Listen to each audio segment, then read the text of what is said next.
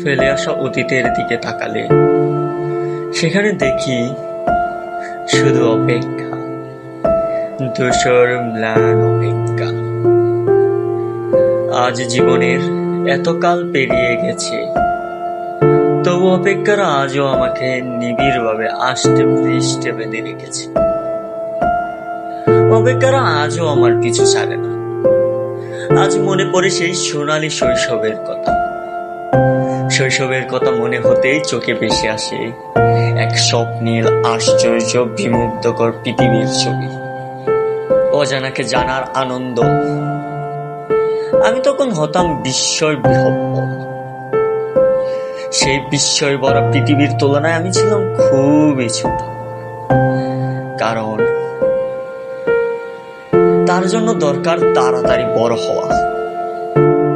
যে করেই হোক পুরো পৃথিবীটাকে হাতের মুঠোয় পড়তে হবে।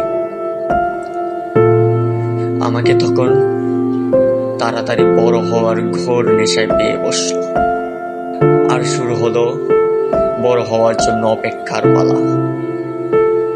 আজ আমি অনেক বড় হয়েছি, কিন্তু শৈশবের সেই বিস্ময় ভরা পৃথিবীটা আজ আর নেই। হারিয়ে গেছে কবে সেই স্বপ্নের ভবনটা। শৈশবের সেই পৃথিবীতে আর ফেরা যায় না। যৌবনে পদার্পণ করার পর সবার মতো আমারও মানুষ হওয়ার নেশায় পেয়ে বসল। সে ঘোর নেশা, সমাজের চারপাশ আর বাবা মা আমার মস্তিষ্কে ঢুকিয়ে দিল সেই মানুষ হওয়ার নেশা। বাবা বলতেন, তোকে যে করেই হোক ডাক্তার হতে হবে। মা বলতেন, তোকে হতে হবে সরকারি আমলা। একবার মানুষ হতে পারলে টাকা করি আসবে, সেই সাথে চারপাশের মানুষের প্রশংসাও করানো যাবে।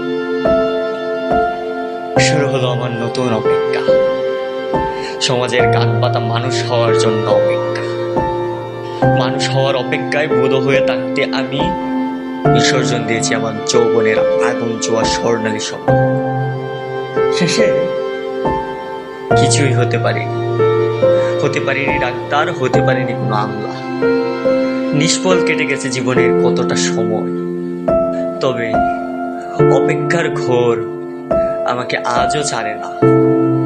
জীবনভর আমি অপেক্ষা করেছি কোন নারীর হৃদয় থেকে উচ্চারিত বিশুদ্ধ ভালোবাসার, কিন্তু পাইনি। তবু আমার বিশ্বাস একদিন পাবো।